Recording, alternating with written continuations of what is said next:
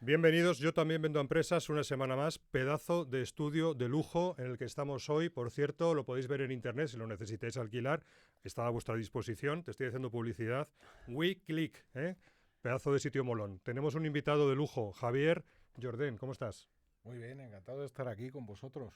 Bueno, pues os presento un poco a Javier. Javier es advisor, está especializado en temas de escalar ventas en startups y es, bueno, pues advisor to CEOs, asesora CEOs de empresas potentes en el mundo SaaS, sobre todo, pues como Thinking, como Cubo, como Training Gym, como Bluebirds, como Vedeo y un largo etcétera. Dejaremos las notas, el perfil de LinkedIn de Javier en las notas del episodio. Bueno, también, Eduardo La Seca, ahí le tenéis. Buenos ¿Eh? días. Que ya viene siendo habitual aquí en el podcast de Outbounders. ¿De qué vamos a hablar hoy? ¿De qué vamos a charlar? Pues vamos a hablar, lo hemos puesto así como un titular, errores comunes y cómo evitarlos en empresas, startups, en ventas B2B. O sea, qué errores están cometiendo y cómo podemos intentar, bueno, pues prevenirlos. Así que, nada, ¿qué veis? ¿Qué veis ahí? ¿Qué errores tenéis? Javier, ¿Cuáles son los Javier, que eres el habituales, Javier? invitado. A ver, yo básicamente lo primero que explicaría sería el framework de trabajo que utilizo con las empresas, que se basa en cuatro building blocks, cuatro bloques. Uno primero sería la estrategia de go-to-market, un segundo equipos comerciales, el tercero sería la parte de procesos de marketing y ventas y por último la tecnología sobre los que se apoyan los procesos. Si lo construimos al revés, utilizamos tecnología para implementar procesos de marketing y ventas que llevan por unos carriles a los equipos de marketing y ventas que son los que ejecutan la estrategia de go-to-market, ¿vale? Entonces, teniendo claro ese concepto, para mí el trabajo fundamental cuando estoy trabajando con clientes es revisar la estrategia de go-to-market, si es que existe en la compañía, porque ahí es donde se produce, el origen es digamos, el problema raíz.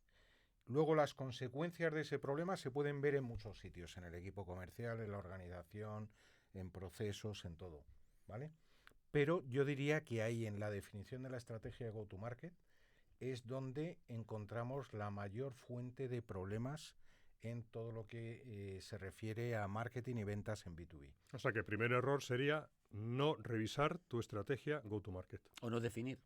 O no definirla en caso de que, de que esté ausente, claro. ¿Y cómo Correcto. definirías go-to-market? ¿Qué es A para ver, ti la estrategia go-to-market para para mí, profanos? Claro. Para mí el go-to-market es básicamente cuando hablamos de estrategia la gente está pensando en cosas grandiosas, flipadas y cosas de este tipo. Esto es muy práctico. Se basa en segmentación y targeting de clientes. De lo que se trata es de identificar cuáles son los segmentos de clientes o los grupos de clientes o los llamamos también target markets que son más proclives a comprar nuestro producto o servicio, ¿vale? Entonces, si tú tienes un mercado potencial de no sé cuántas mil empresas, al final es identificar segmentos que tienen un comportamiento homogéneo respecto al problema y a la posible solución en el mercado. ¿Con qué variables se identifican? Normalmente son tres variables. Una geográfica, otra de tamaño de compañía, que puede venir en dos sabores y se pueden utilizar los dos y uno u otro aplicará más dependiendo del negocio de tu empresa, que es facturación de la compañía y o número de empleados. Y por último, el sector de la compañía. ¿Por qué utilizamos estos tan genéricos? Cuando vas a prospectar al mercado, las bases de datos que existen o el acceso a información que existe tiene esa información que es muy genérica. Hay veces que necesitamos información más profunda, pero se hace ya en una fase de cualificación, ¿vale? Entonces, de lo que se trata es de definir esos segmentos. No solo uno, habrá múltiples segmentos. Lo que hay que detectar es, en base a datos que ya tengamos, si es que estamos operando o llevamos operando tiempo, analizando los clientes de la compañía, cuáles son los más susceptibles, los early adopters de nuestra solución o la fruta madura por la que podemos ir en el mercado. Haciendo un análisis de cartera, si es que la tienes, ¿no? Correcto, si ya tienes clientes, haces un análisis en base a esas características y con eso puedes detectar los segmentos de mercado que tienes. Una vez que tienes un segmento de mercado específico, lo que hay que hacer es identificar quiénes son los buyer persona con los que tienes que hablar para lograr realizar esa venta. Antes de ir al buyer persona, Indago un poco más en la primera cuestión del go-to-market, que es la identificación de esos perfiles de empresa, ¿no? Yo hay una cosa que veo que puede ser interesante, es no solamente la parte cuantitativa, ¿no? Sino que tú analizas tu cartera y dices, oye, resulta que, mira, está claro que la mayoría de nuestros clientes son del sector alimentación. Pero no solamente es la variable cantidad, sino a lo mejor resulta que tienes menos clientes en otro segmento, pero son más rentables. Correcto. ¿No? O sea, que hay que analizar desde diferentes variables, Correcto. ¿no? A ver, que cuando entramos a analizar un mercado en B2B, de forma general, podemos dividir las empresas básicamente por su tamaño, que como he dicho es el número de empleados y o facturación. Entonces tenemos pequeñas empresas, medianas empresas y las grandes empresas o corporaciones. El comportamiento de estos tres segmentos es completamente distinto en muchas variables. La primera, el ticket medio. Cuanto más grande es la empresa, normalmente mayor es el ticket medio. Cuanto más grande es la empresa, más largo es el ciclo de ventas. Cuanto más grande es la empresa, mayor número de interlocutores hay que tocar dentro de la empresa.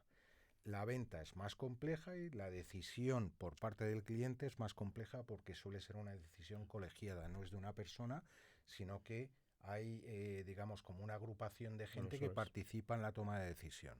Solo te ha faltado una cosa, y también mayor es el descuento. O menor es el precio. Efectivamente. Sobre todo las empresas grandes suelen tener un departamento muy simpático que se llama departamento de compras, que son especialistas en atornillar a la gente de ventas y a las compañías hasta el último, a la gota de leche le sacan lo que no existe ya. Exacto. ¿Vale? O sea, eso es absolutamente correcto lo que acaba de comentar Eduardo. Además que hay que contar con ello porque te va a ocurrir normalmente, ¿vale? Entonces, teniendo en cuenta eso, yo, por ejemplo, si tuviera que dar una recomendación a cualquier empresa que se va a lanzar al B2B, salvo que su negocio vaya muy dirigido a corporaciones, a grandes empresas, mi recomendación es siempre empezar por el segmento de medianas empresas. Para mí tienen la ventaja de que normalmente el ticket medio que producen es suficientemente elevado como para que los unit economics, joder con el palabra, los unit economics es si va a ser rentable o no el negocio, básicamente, funcionen en la compañía. En una empresa mediana suelen funcionar. ¿Qué KPI fundamental hay que trabajar para decir si me funciona o no me funciona? Uno que se llama CAC Payback. ¿Qué es el CAC? Coste de adquisición de cliente.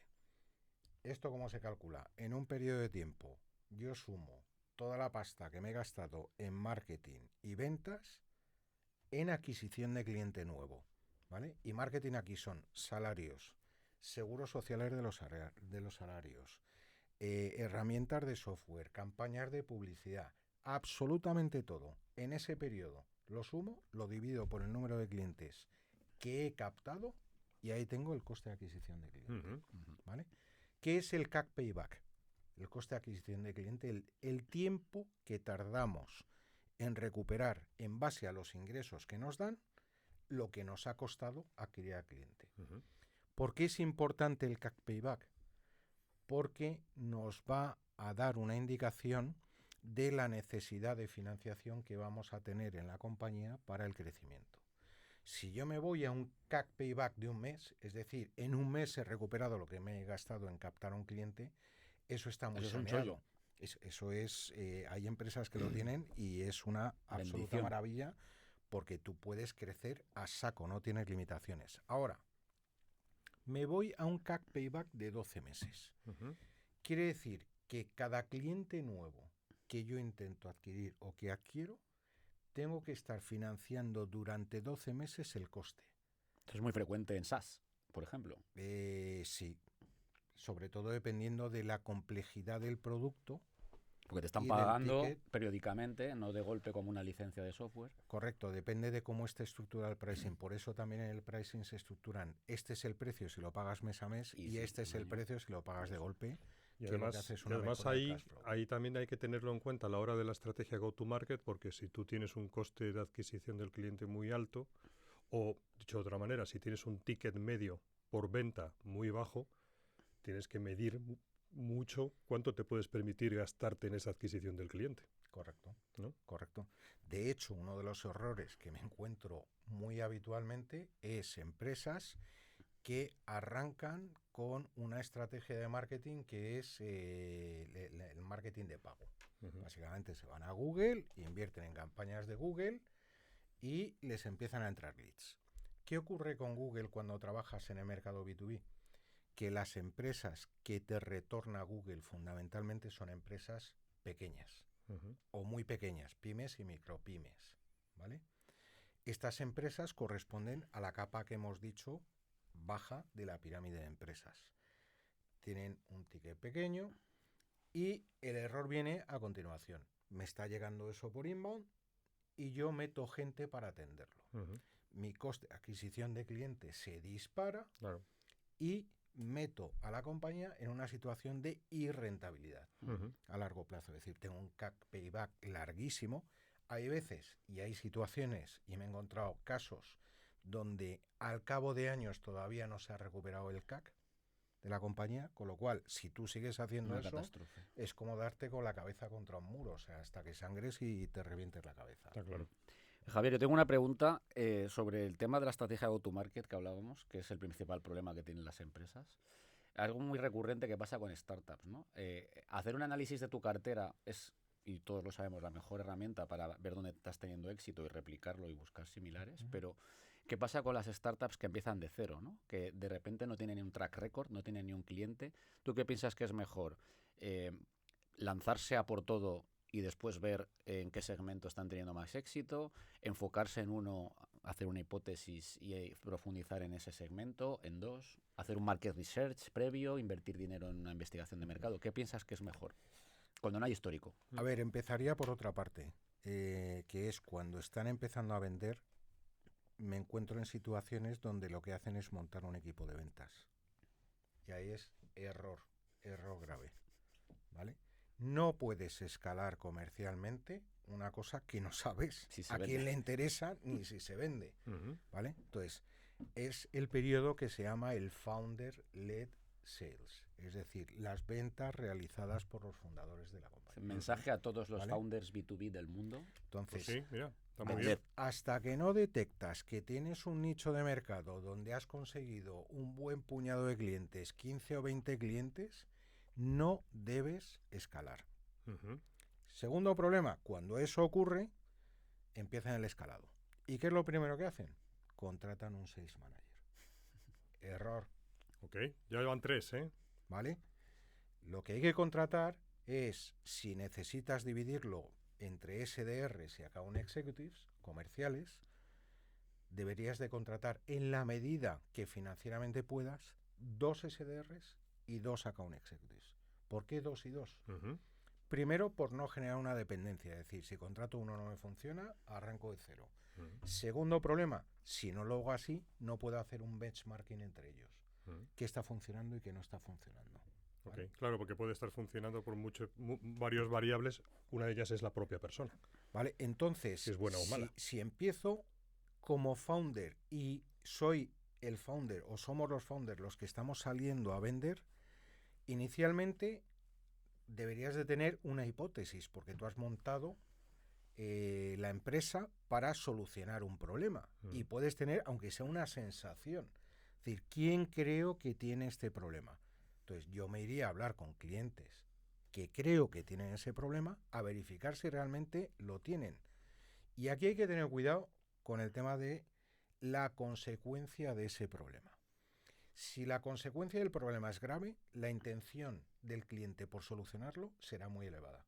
Ujú. Si el problema y su consecuencia son débiles, la intención del cliente será muy baja y por tanto no harás la venta. Es decir, tu solución será un nice to have. Está bien, lo puedo tener, pero no es una cosa que me mantiene despierto por la noche.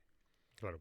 Oye, pero hay un tema que has mencionado que no es que me haya chirriado, sino que me he encontrado que en ocasiones esa recomendación de que sean los propios founders los que vayan al mercado a buscar que hagan de comerciales, choca muchas veces con la realidad de que una empresa, yo me he encontrado que está montada por dos tíos que saben mucho de ingeniería, saben mucho de tecnología y no saben nada y además odian vender.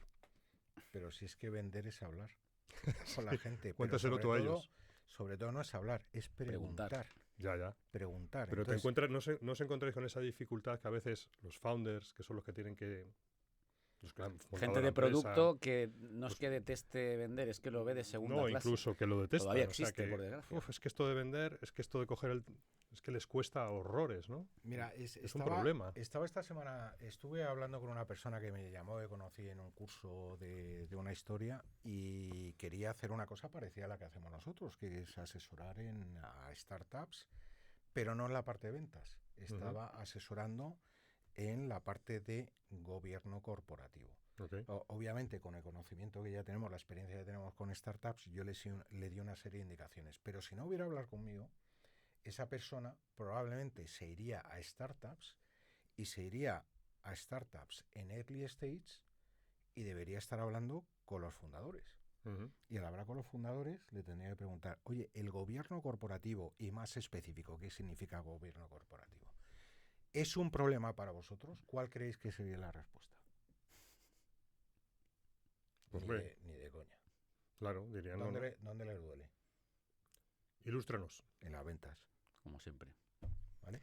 Entonces, esa persona va a tener mucha dificultad, es decir, ha hecho un supuesto, es decir, esto es un problema, pero en este segmento probablemente se encuentre con una respuesta de que ahí eso es un problema posible a más largo plazo, pero no en ese momento. Entonces, esto es un ejemplo de lo que tienes que hacer en esa verificación, pero es preguntar, es hablar, no importa que seas ingeniero, no importa, es decir, yo estudié ingeniería informática, pero soy capaz de hablar y soy capaz de preguntar y de comunicar. Y de comunicarme con la gente. Entonces, es hablar. Es tan básico como hablar. Oye, ¿entendías algo en la ingeniería informática o no?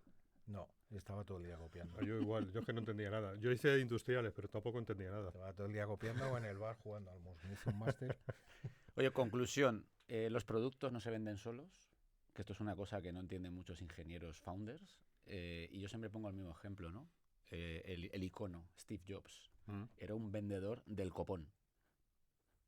Steve Jobs era un vendedor del copón. Elon Musk, que ahora está muy en tema por el tema de Twitter, es un vendedor del copón. A gran escala, evidentemente, pero es que son gente que está metido en las ventas, a full.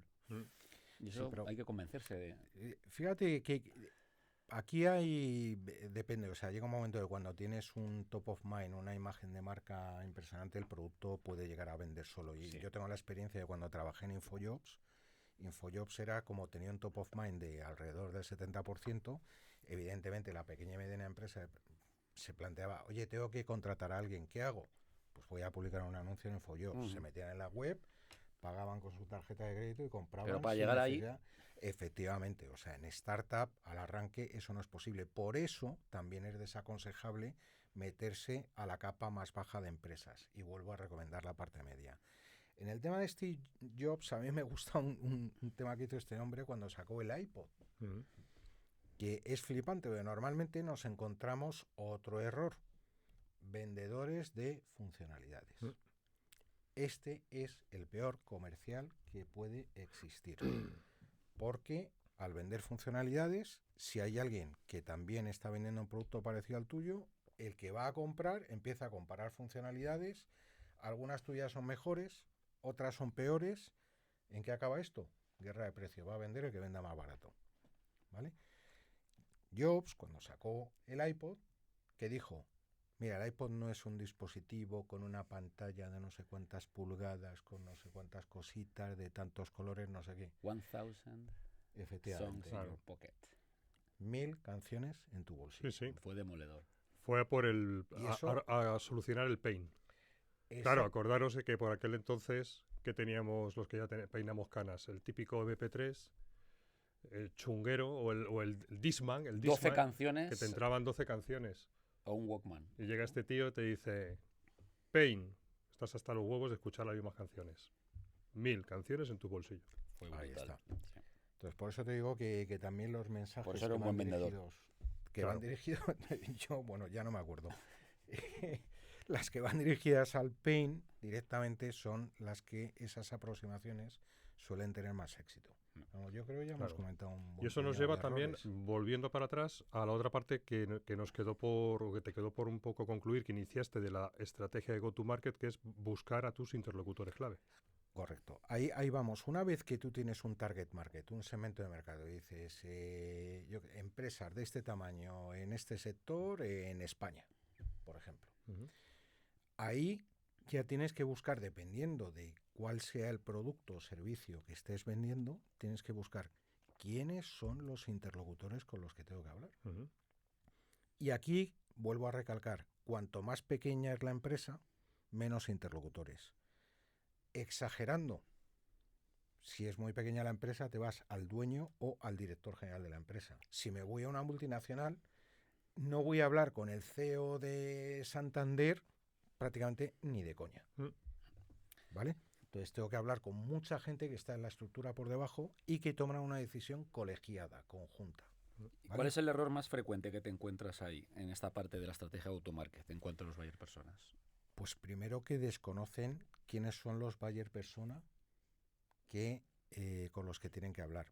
Pero todavía peor, desconocen de qué tienen que hablar con ese buyer persona. Es decir, cuando tú identificas el buyer persona, es decir, yo por ejemplo, tenemos que hablar con el CEO de una startup para poderle vender servicios de asesorarle. Lo primero que tengo que detectar es decir, ¿cuáles son los problemas fundamentales que tiene esta persona en la cabeza? Claro, que le duele. ¿Qué es lo que le duele, sueño. Pero que le duele a muerte?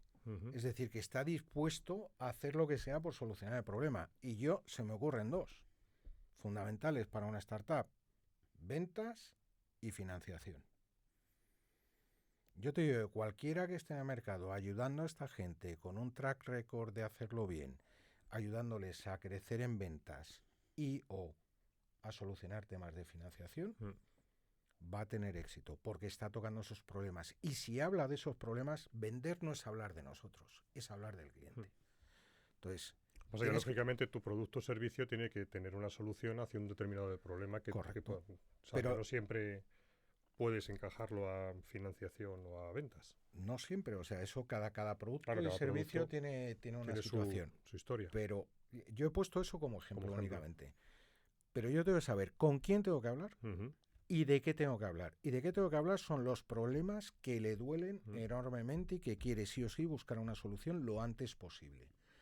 Ahí, cada problema, evidentemente, tiene una consecuencia. Entonces, si no vendo, adiós. Si no tengo financiación, adiós.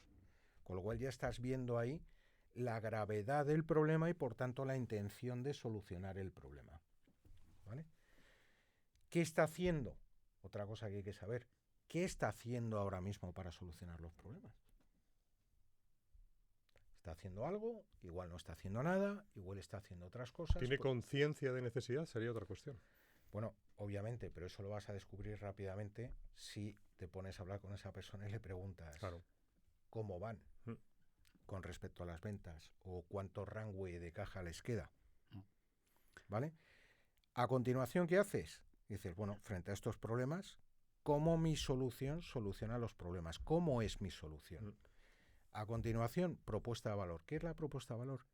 ¿Qué beneficios entrega mi solución a ese buyer persona para esos problemas? Punto.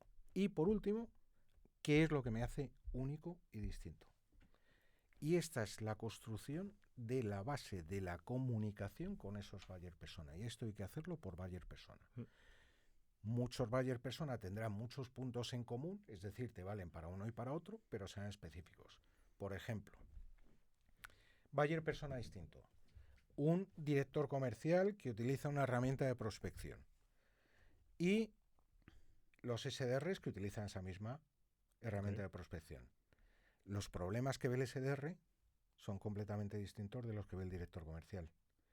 ¿Hasta qué punto será que el director comercial es posible que no sepa ni de qué color es la pantalla del software? Ni siquiera sabe que tiene el software.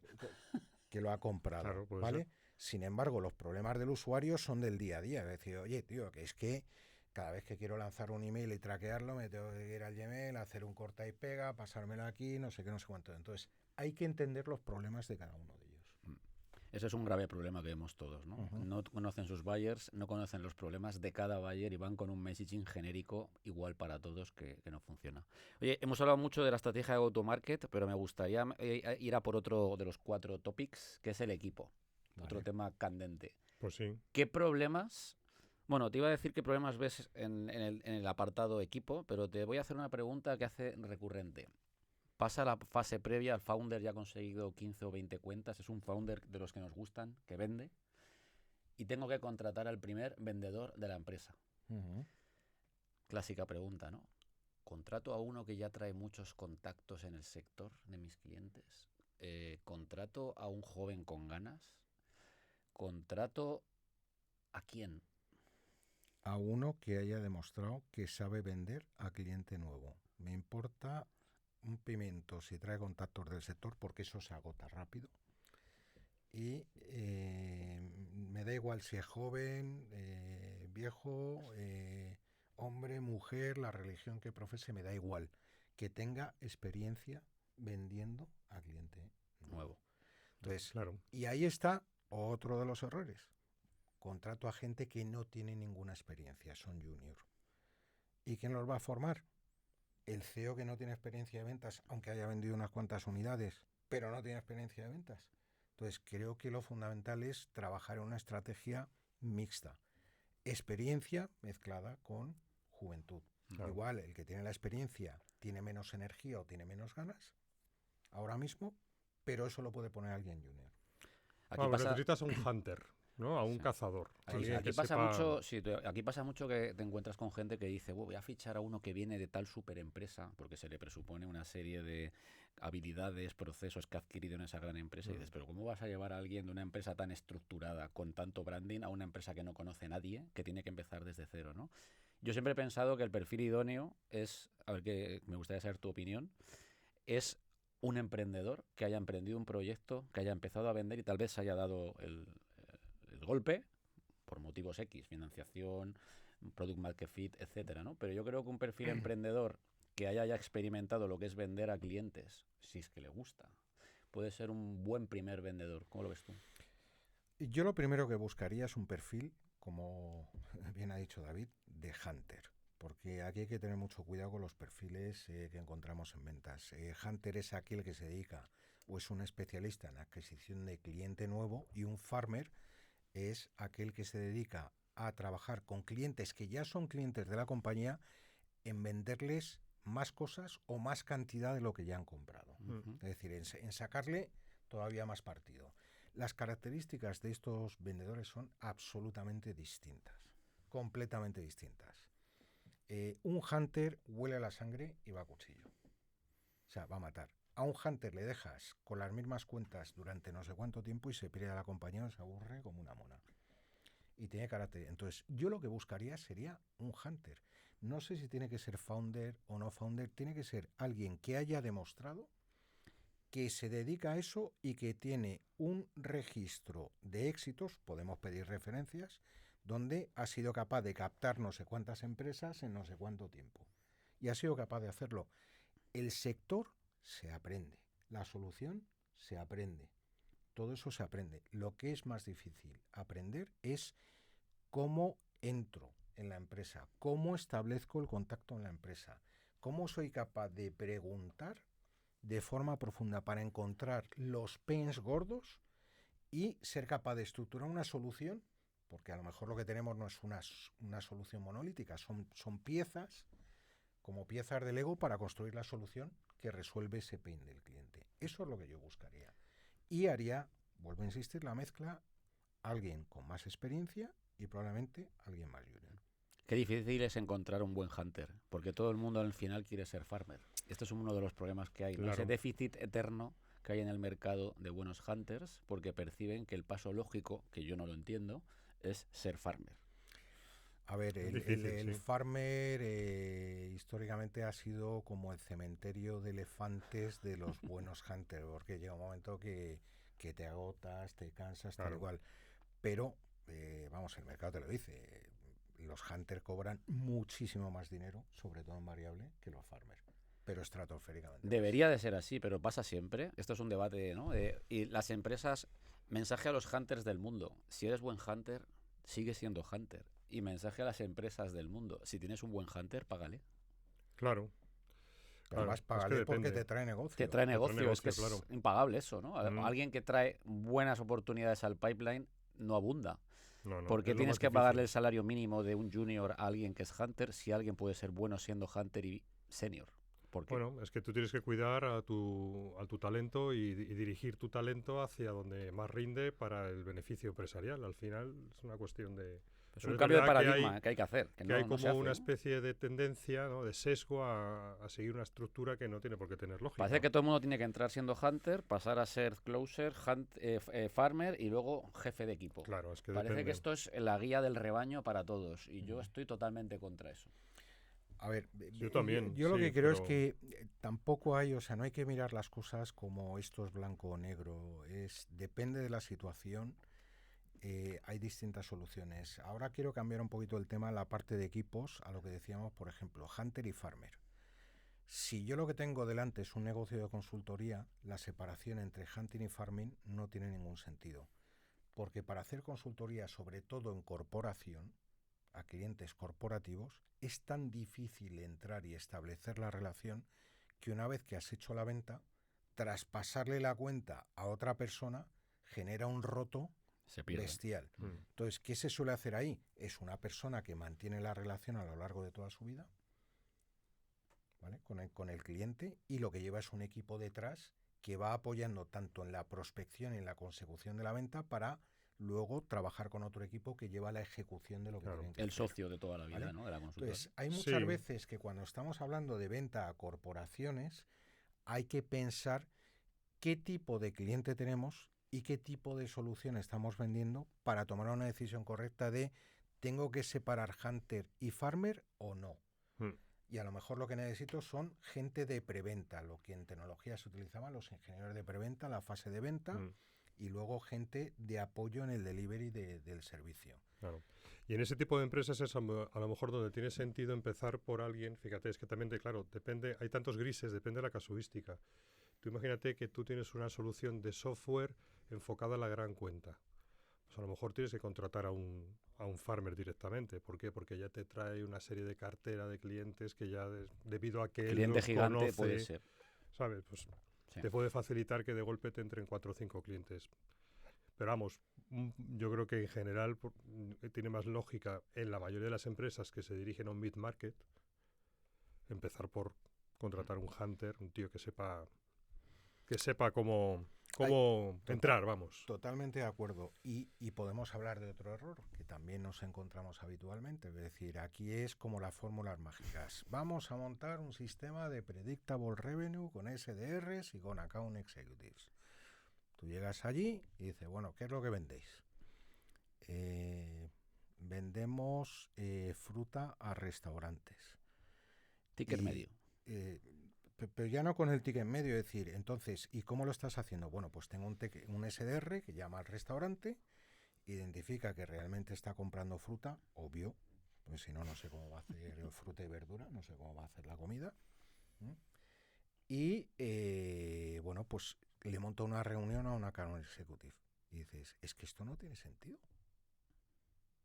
Esto no tiene ¿Te sentido. refieres a que es mejor un full Solo hay un cycle? interlocutor. Es una Tú puedes, pyme. tú puedes montar un SDR, pero que va un poco más allá, es decir, llámale, cualifica y hazle la primera venta. Y cuando lo tienes con la primera venta, se lo pasas a un hunter que va a seguir penetrando en haciendo que tenga repetición de venta.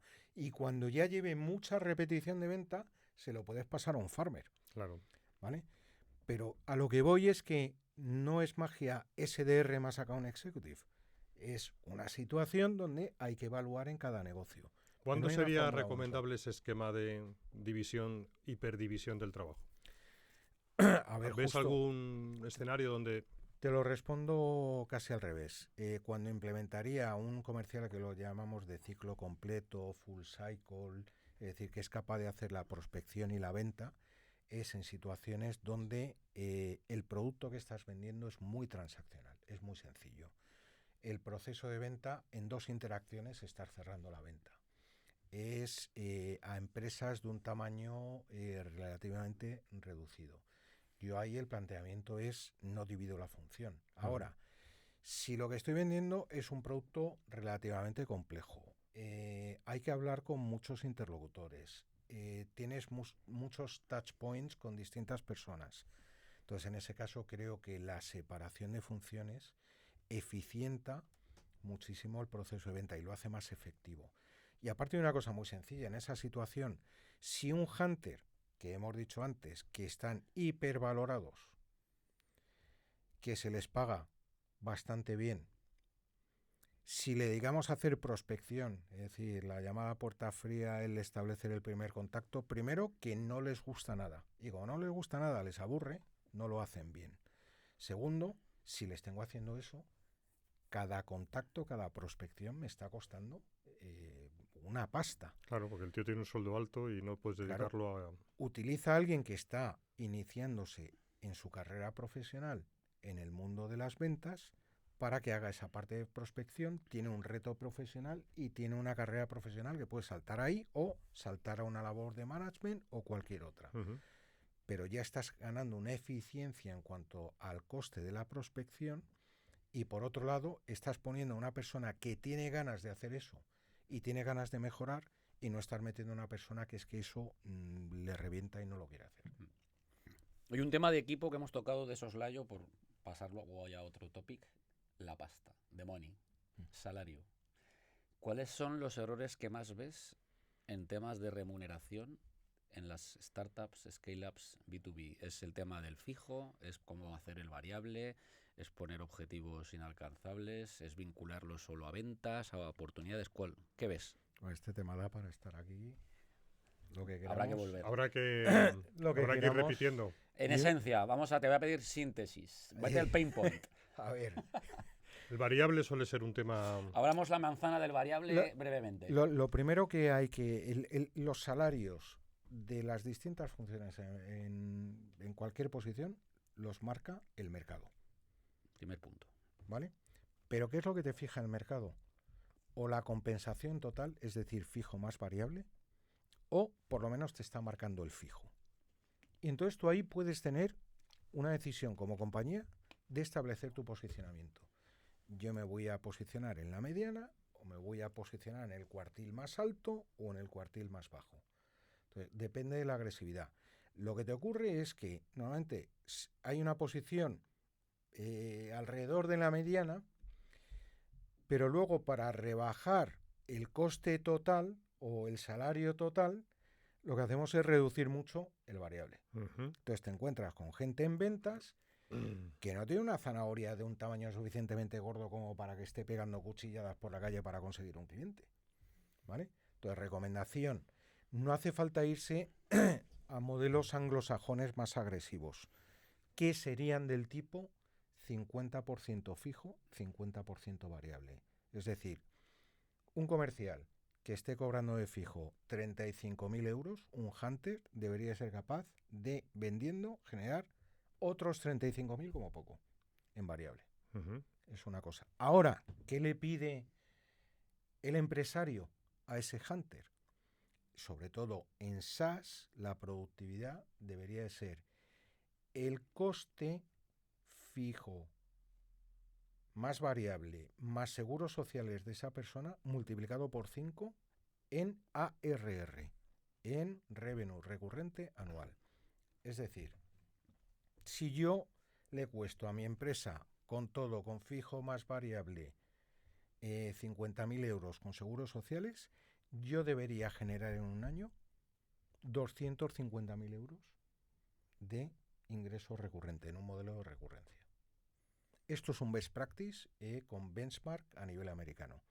Las mejores están ahí, en el 5, en un por 5. Hay otras que tienen más, hay otras que tienen menos, hay que ver cada negocio, pero moviéndote alrededor de eso. Pasa que también depende del tiempo de vida del cliente, porque si son ventas recurrentes, el esfuerzo comercial de esa persona en un ejercicio genera ventas recurrentes a lo mejor durante 4, 5, 6 o 7 años, o sea que no es lo mismo el tiempo de venta, ¿no? No, pero cuando estás hablando de Hunter es la primera venta el primer año, ¿vale? O sea, es muy distinto si hablas del modelo corporativo donde no hay diferencia de Hunter-Farmer, porque estás viendo el lifetime value del cliente sobre un mismo comercial, pero estamos hablando del mercado, la mediana empresa, donde tenemos hunters y farmers. Se cierra la venta, pasa a Customer Success para hacer el onboarding y luego lo coge un farmer para seguirle vendiendo. Ahí estamos hablando de este modelo que te digo de 1x5. ¿Qué ocurre?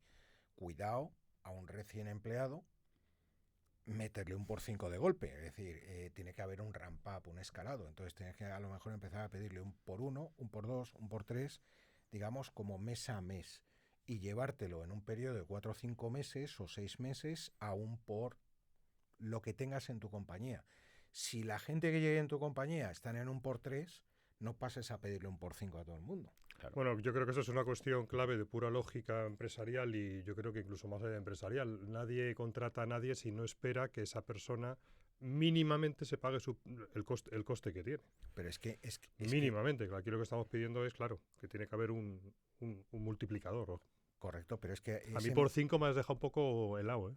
No, en SaaS es un benchmark de un best practice, o sea, de las mejores empresas del mercado están ahí, en 1x5 o más. ¿Vale? Hay otras que dependiendo del negocio, el ticket medio, pueden estar un poquito inferiores, pero sigue siendo rentable. Y además, cuando lo pagas, suelen establecer un modelo de comisiones, no un variable por llegar a un objetivo. ¿Cómo funcionan las comisiones? Hasta que tú no llegas a cubrir tu coste, no cobras comisiones. Y las comisiones entran a partir de ese momento. Es decir, si tú estás costando 2.500 euros al mes a tu compañía, hasta que no consigues 2.500 de ARR de nuevo negocio, no cobras ni un duro de comisión. Según un umbral mínimo de ARR, a partir del cual empiezas a cobras comisiones a partir de que tú has generado ese mínimo que cubre tu coste. ¿Y cómo haces para hacer esto, llevarlo, porque estamos hablando de ARR, pero cómo lo haces para llevarlo a un mensual, a un trimestral? Porque el vendedor tiene que ver dinerito a corto. Divídelo por 12. Bueno, al final ve... A mí me da lo mismo. Al final a corto ve su sueldo, ve su fijo. Que 1.000 de MRR. De mensual.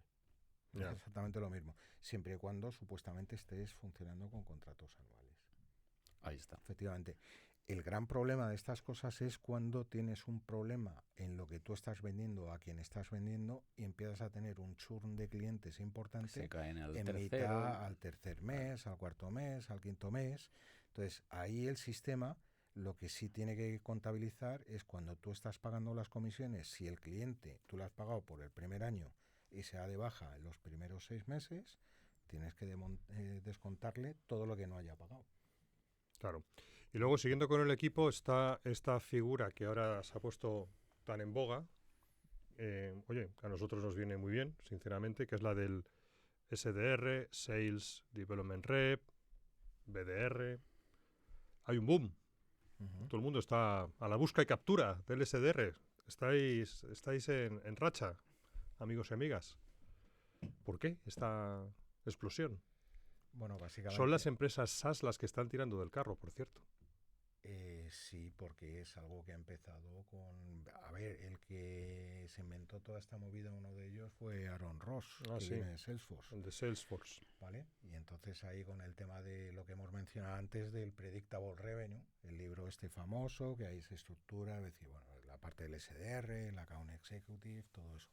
Y eso lleva un periodo de adopción. En Estados Unidos llevan ya, vamos, nadie se plantea como algo que está explotando. O sea, es una cosa... Pero bueno, esto no lo inventó Aaron Ross. Esto en el mundo industrial yo lo he visto y lo he practicado hace 20 años. Y al final tiene todo el sentido que el que hace farming prefiere hacer farming que hunting. Esto no es, el principio es muy básico. El ser humano tenderá a hacerlo fácil. A lo que voy es que dentro de la función de hunting se ha dividido en dos. Claro.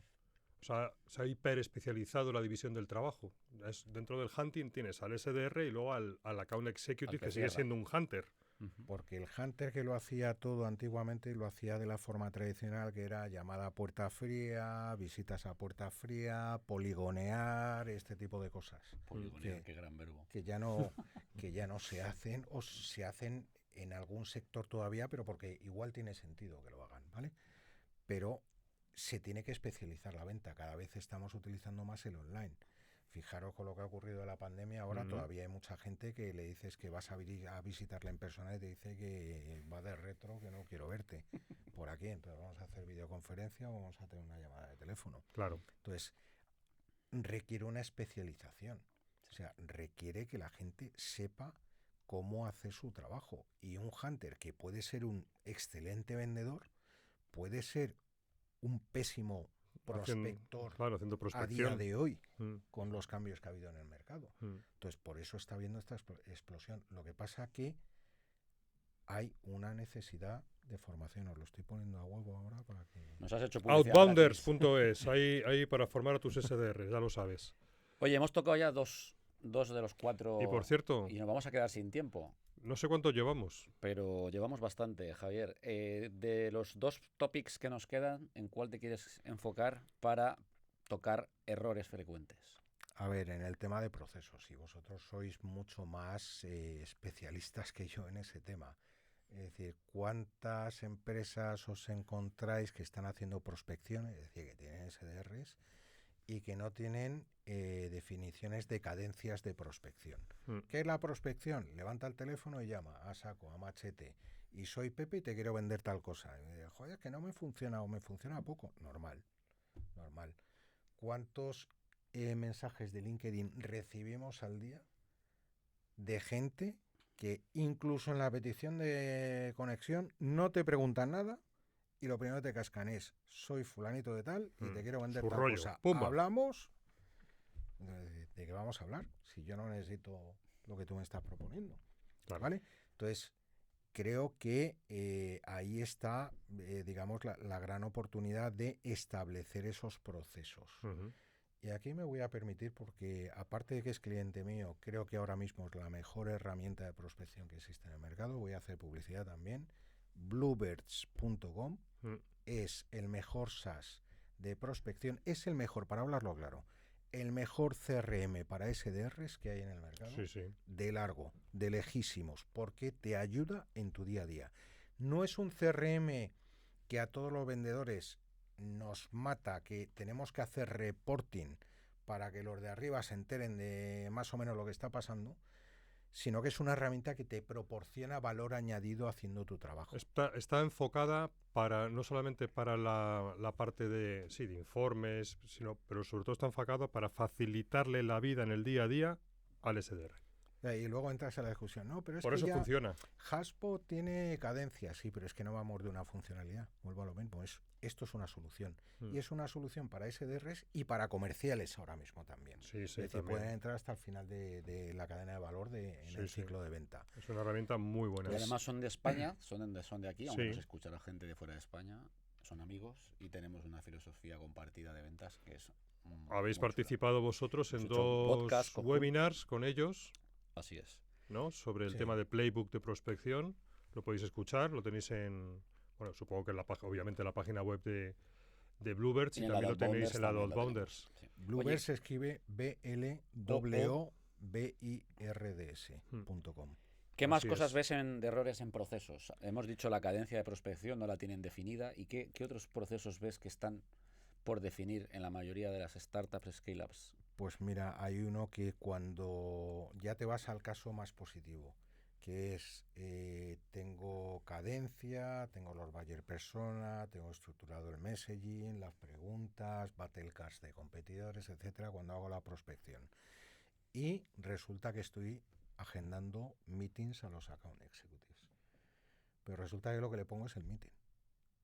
Pero no le pongo toda la información que he obtenido del cliente para que el account executive pueda continuar y pueda verificar lo que he obtenido.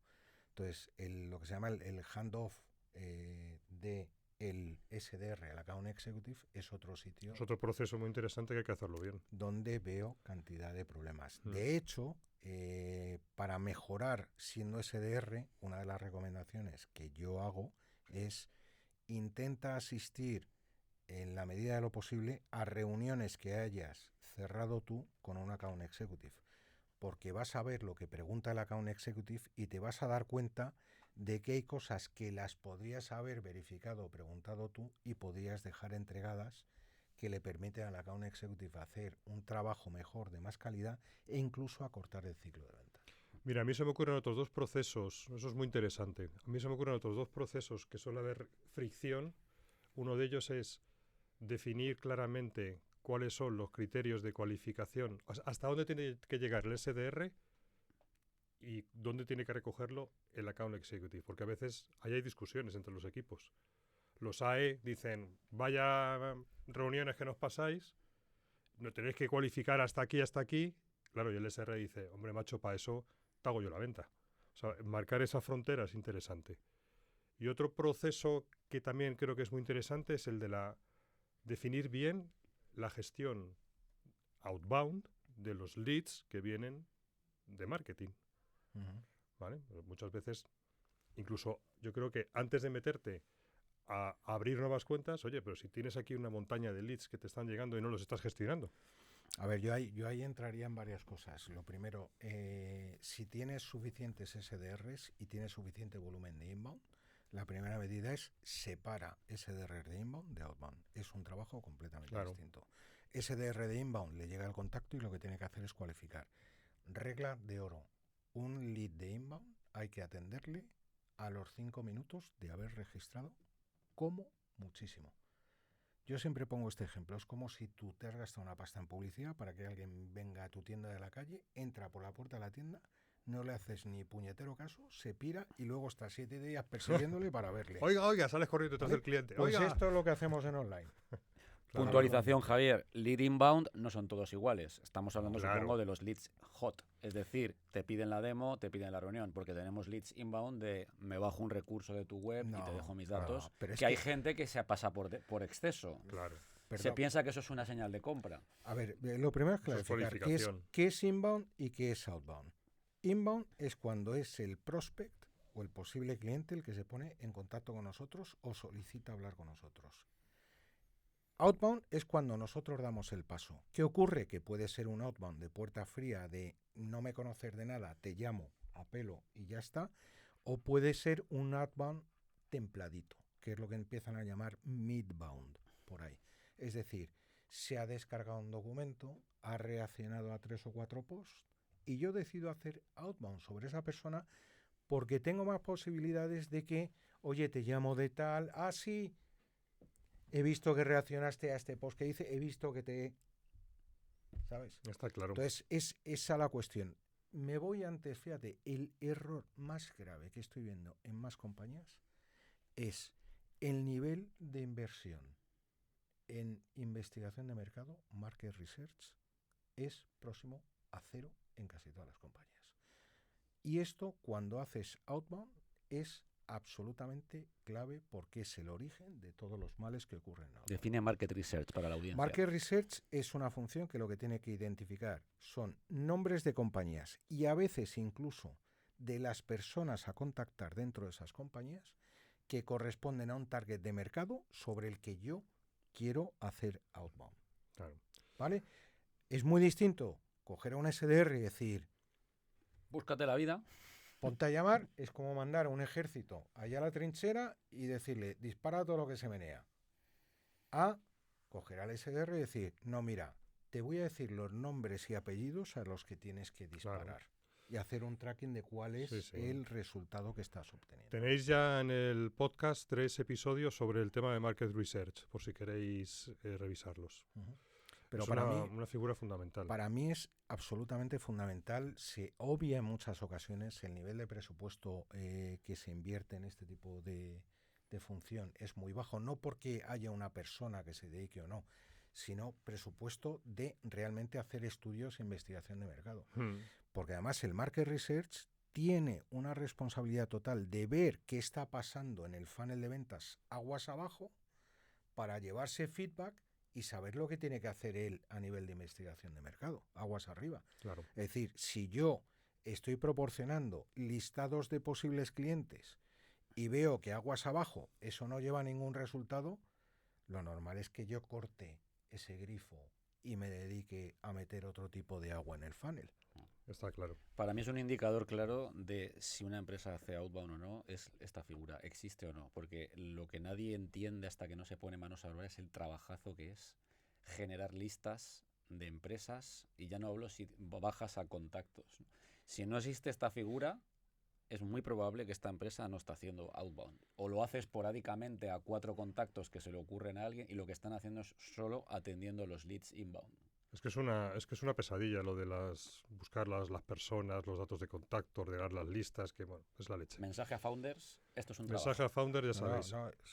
Vamos a ir, si queréis, acabando. Última reflexión, si quieres, Eduardo.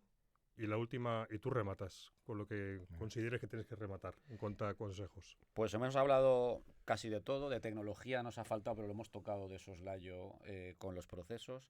Creo que estamos muy alineados, Javier, si es que parece que nos han parido juntos. Somos Por sardinas, edad no. Pero somos sardinas de la misma lata. Qué cabrón. Sardinas de la misma lata se llama. Pero sí, coincidimos en el Sí. diagnóstico. Coincidimos en el diagnóstico. La estrategia go-to-market estamos todos de acuerdo que es como el pilar de abajo, la foundation. Si eso está mal, el resto va a estar todo mal. Vas a atacar a la gente con el equipo es cierto, pero a los targets equivocados, con los mensajes equivocados. O sea, la estrategia go-to-market es la madre del cordero. Yo lo dejaría ahí. Muy bien. Javier, para Vale, rematar. yo como reflexión diría una de esto de como me han llamado viejuno, voy a soltar aquí un... Te he llamado maduro, experimentado. Vale. Diría la de vísteme despacio que tengo prisa. Muy bien. ¿Vale? Es decir, en las startups hay una prisa por crecer y por vender a saco. Y entonces se empiezan a hacer absolutas locuras, escalado, contratación de gente, no hay playbooks, no hay procesos, no hay estrategia de go-to-market, no hay nada. Entonces paremos un poquito, reflexionemos, pensemos, entramos en ejecución, vemos el resultado, volvemos a pensar, iteramos. Es decir, despacio se va mucho más depresa. Es decir, no por poner a 2 cojos juntos, corre más rápido. Me lo has puesto a huevo para dejar un último mensaje, perdón. Adelante. Y es esta fiebre que hay actual de la gratificación inmediata. Lo ves en todos los foros de startups. Todo el mundo quiere la fórmula mágica para pasar de 0 a 100 en un segundo. Nadie quiere hacer el camino. Y es imposible. Por eso están triunfando tanto las automatizaciones. Todo el mundo quiere el botón mágico que le aprietas y te genera leads, te genera reuniones, cierras ventas en automático. Esto es falso, no existe. Hay que hacer el camino, hay que trabajar, porque en el camino hay un aprendizaje brutal. Con lo cual yo es que estoy cansado de escuchar esto de ¿qué me dirías de consejo para pasar? Todo el mundo quiere llegar allí ya. Pues no, es que no, es lo que ha dicho Javier. Esto es un proceso, esto es un camino, hay que disfrutar, hay que darse golpes y nunca jamás vas a tener la experiencia de Javier sin haber pasado por la vida de Javier, y esto es lo que hay que hacer. Entonces dejemos ya estas historias mentales de todo el mundo querer triunfar en un segundo y todo el mundo querer ser Elon Musk mañana. Si quieres dedicarte a hacer outbound en B2B y quieres conseguir resultados consistentes y constantes antes de 6 meses, no te metes. No empieces, o sea, no gastes dinero, porque te vas a frustrar. Es decir, a la hora, si vas a decir voy a hacer outbound, ten muy claro en tu compañía que tienes que tener un acuerdo, que vas a tener apoyo de tener presupuesto para poderlo sostener, mínimo entre 6 y 12 meses. Yo diría que lo ideal sería 1 año de apoyo económico para poder hacer lo que tienes que hacer, para ver si funciona. Si quieres obtener, es que entre meses, es que no estamos vendiendo muy poco en outbound. Error, te has equivocado. Pues así lo dejamos. Muchas gracias por habernos acompañado en este episodio, Javier. A vosotros. Y a ti, Eduardo, como siempre, igual. Pues muchas gracias. Y ahí queda un poco el consejo. Piano, define estrategia, fuerza la reflexión, porque sin reflexión no hay aprendizaje. Eso está claro. Habéis escuchado, como ya viene siendo habitual, yo también vendo empresas. Y ya sabéis, si necesitáis ayuda en temas de estrategia, de definición de go-to-market, escalar las ventas B2B, aquí tenéis a Javier Jourdain, que dejaremos sus datos de contacto en las notas del episodio. Y si necesitas temas de formación para SDRs y también temas de procesos a la hora de definirlos, pues aquí nos tienes al Tito Eduardo y al Tito David. Llámanos 699-458582. En outbounders.es tienes muchos recursos a tu disposición en este tipo de temas de venta moderna y prospección moderna. Sin más, muchas gracias. Hasta la próxima. Chao. Hasta luego.